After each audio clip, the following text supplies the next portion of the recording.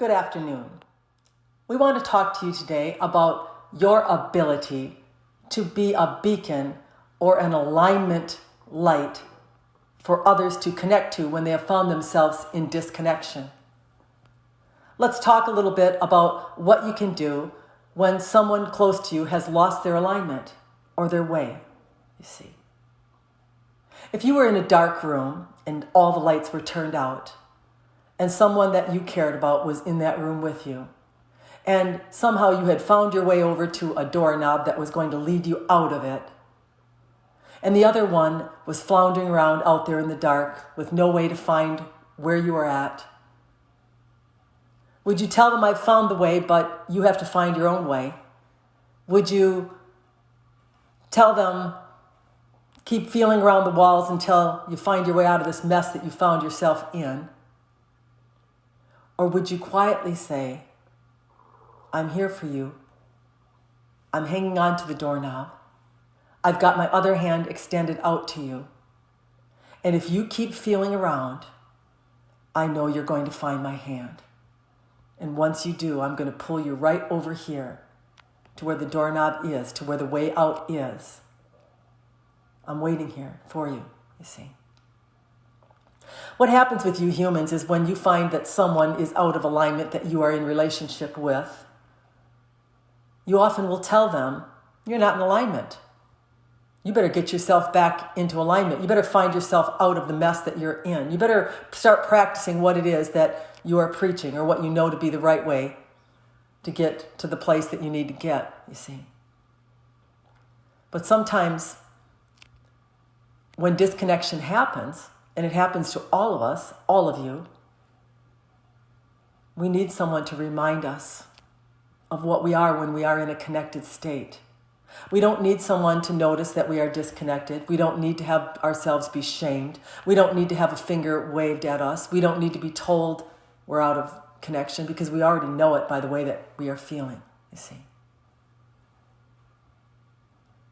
You have the ability to be that light, to be that connecting point, to be that one that can hold out their hand so that when one finds themselves in disconnection,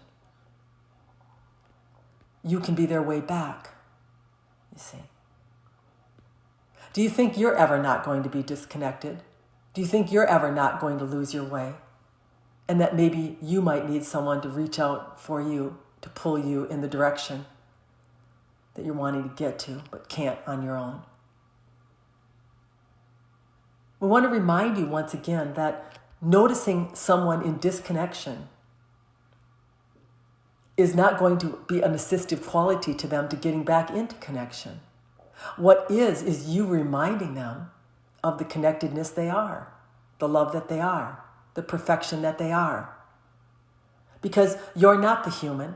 And when you decide to view another as the human, and you decide to point your finger at them or condemn them or tell them that they have now behaved in a way that is not in connection, you've become the human too. And you've just sunk them further into their human. So what do? When someone's in disconnection, we want you to ignore the fact that they are disconnected, and we want to tell them all the reasons that you love about them, that will bring them back into alignment with themselves and at the same time elevate you, you see. I can see you are struggling today. Don't worry. I have struggled. It's okay. You are a human. You are allowed to have setbacks, but I know the real you. I know the connected you. And in this way, you light the way a little bit. You start to open up that path back to themselves. All you do when you notice that someone is disconnected and you confirm it by telling them what it is they have done wrong in their human is drive them deeper into their disconnection, into their human, you see. We've told you before that you're not the human, you're not the tool. You are this high energy source that from time to time gets separated and you become the tool.